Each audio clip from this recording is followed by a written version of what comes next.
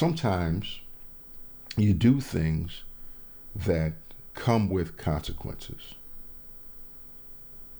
Sometimes you have to pay those consequences. Every choice that we make has a trade-off. And sometimes you get what you deserve. All right, welcome back to the channel. Today I want to share a story with you, a very impactful story. This story, at least it was impactful in my life. I can directly attribute a lot of how I think to what played out in this scenario. And for the purposes of this video, I'm going to focus on one particular area, and that is the topic of racism. Racism. Heard a lot about racism in the media lately. Past few years, it's gotten almost to the point where it borders on ridiculousness. But just wanted to share this with you, my take on this particular instance, and maybe it'll help you understand my thinking a little bit more in terms of that topic, racism, and also maybe give you something to think about the next time you hear a conversation or participate in a conversation involving that term. So, racism story. Going back, this is it's not something I really talk about a lot, but I think it's important to share this. We're going to go way back. We're going to go back to the early 90s, early and mid 90s, right? And take it back to 1994. My military time, Fort Bragg, North Carolina. All right, so we're going to go way back to Fort Bragg, North Carolina, 1990s, early 1990s. So, how should I start this off? Let's put it this way. All right. So, I was stationed at Fort Bragg.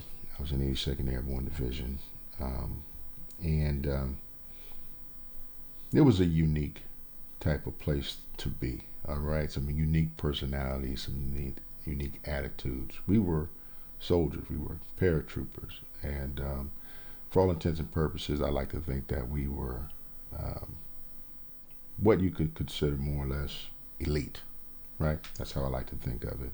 Bunch of infantry guys jump out of airplanes, march long distances, fire little weapons, make things go boom. And our primary mission was something called airfield seizure. This is where you would jump into an enemy territory, take over the airport, and then that way more troops can follow on. You can eventually take over the area and thus the country or the battlefield, wherever your aim is, whatever your goal is. But I'm going to zero in on something that happened in this unit that really opened my eyes in terms of racism. Didn't really think about it a whole lot at that time, but when I look back on it, I think it's a good example of how sometimes we misinterpret some things. All right. So this involves a non-commissioned officer, a sergeant. We're going to call him Sergeant X for the purposes of this video. And Sergeant X, as sergeants do in that type of unit, is responsible for leading soldiers, right? Training soldiers, their health, their welfare, things of that nature. In order to get that job done, you have to be a type of individual that can lay out some discipline when necessary, kind of check folks on things, get some things back in order or maintain order. Long story short, in this unit, Sergeant X, I'll tell you a little bit more about him. One important piece of information, Sergeant X was what we call a white man, right? And in modern times in the U.S., we call Sergeant X a white man, okay? And what had happened was certain situations involving discipline, tightening up young soldiers, led a group of black soldiers to come to the conclusion that Sergeant X was a racist, right? And the things that were done to them, or the disciplinary measures that were laid out, levied against them, whatever, was a result of racism. It was because Sergeant X was white and they were black, right? So this rumor, or the word got passed through the unit, and a lot of the young black soldiers were told, and some subsequently believed, that Sergeant X was a racist, right? Because he was such a hard man on black soldiers, right? So moving forward, there was an incident that occurred in 1994 when I was stationed there.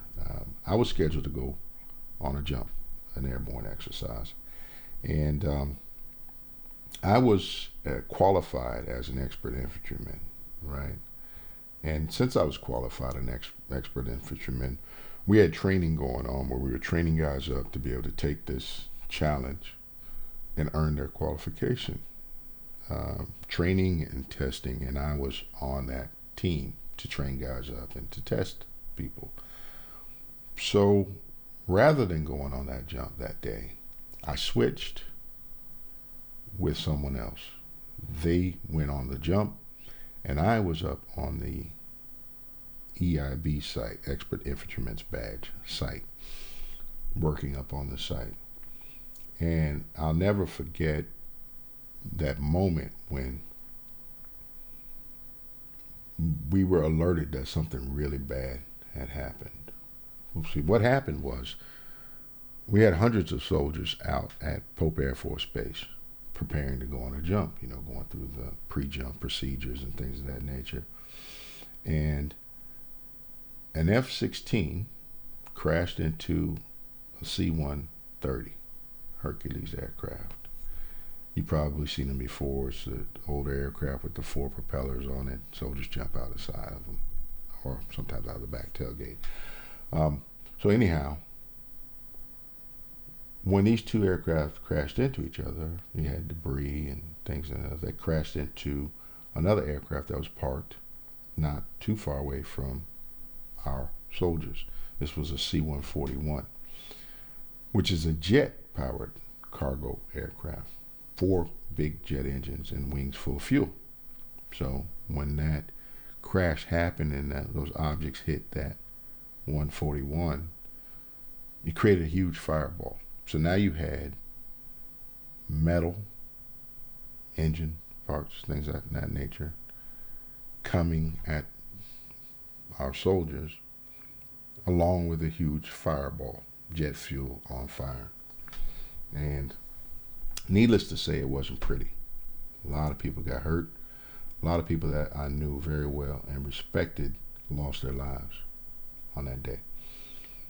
One of whom was Sergeant X, right?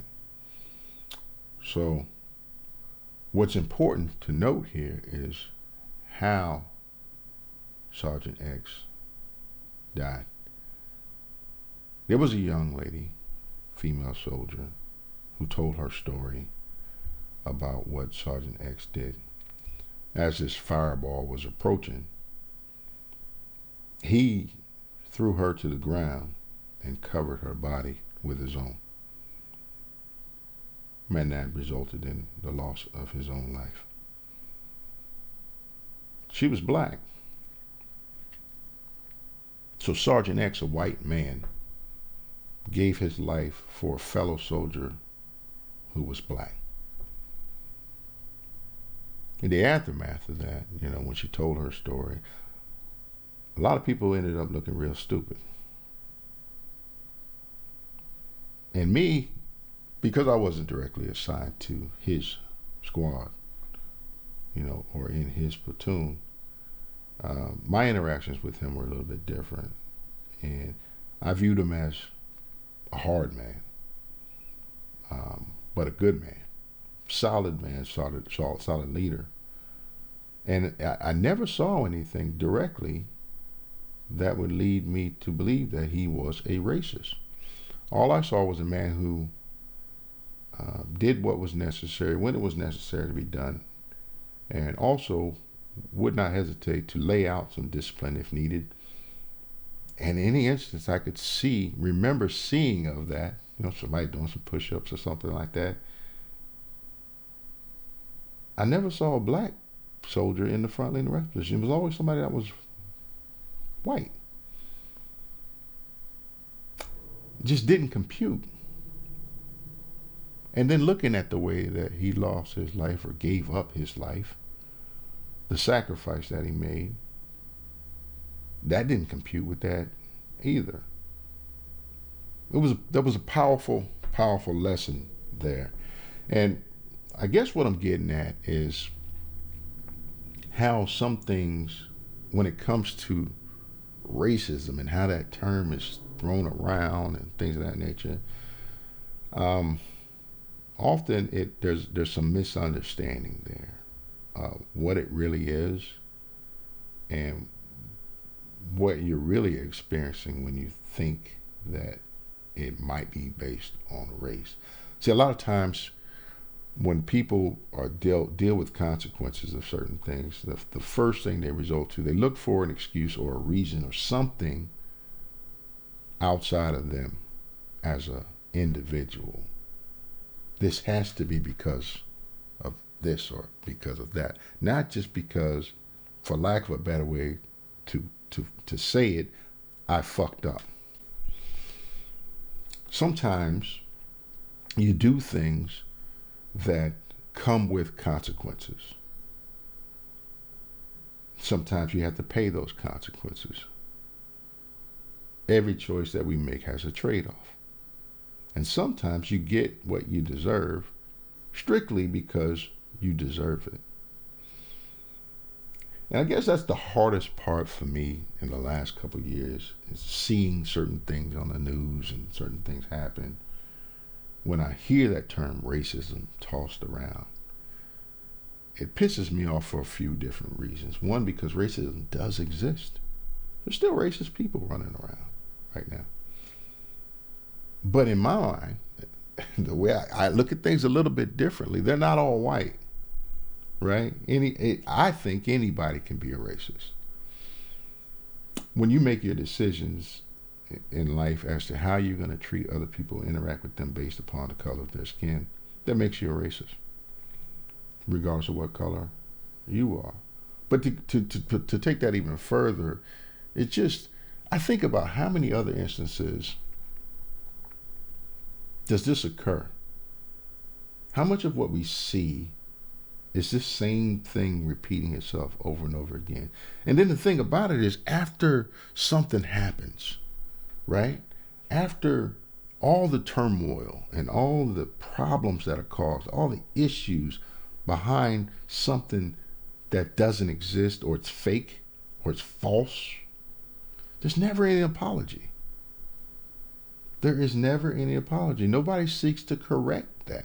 How do you grow as a people, as the people? How do we all grow if we never take the time to examine things and really stop and go in, take a deep dive, pick it apart? It's frustrating when you see so many people who don't really think for themselves. They're just fed a bunch of misinformation. And they're taught, and trained that that's the truth. It really, really can be a harmful thing. Extremely harmful. But I figured I would share that story. Maybe give a little more insight into who I am. I am Sherman Rivers. This is how Sherman Rivers thinks. A lot of people might disagree with that. In which case they may click off the video or say something in the comment section about how I'm so wrong about life and the way that life works and some of the things that I've seen personally. Or maybe, just maybe, somebody can benefit from that message, or they know somebody who can. And maybe there's a conversation that needs to be had and somebody doesn't really know how to have that conversation, because it's really a simple one. It's not as complex as we think. We have to learn how to parse information. Take information and really examine it, analyze it, and see the truth behind the lie. So that's just a quick take, just a quick story. Wanted to share it with you. Hope it helped someone, right? I hope somebody can benefit from that. Worst case scenario, I was able to get that off of my chest, right? So thanks for stopping by. And if you know somebody who that might be beneficial to, make sure you share it with them. Outside of that, I have no asks. Only that you take this information, inculcate that, and do as thou wilt. That's it for this video. See you on the next one. Peace.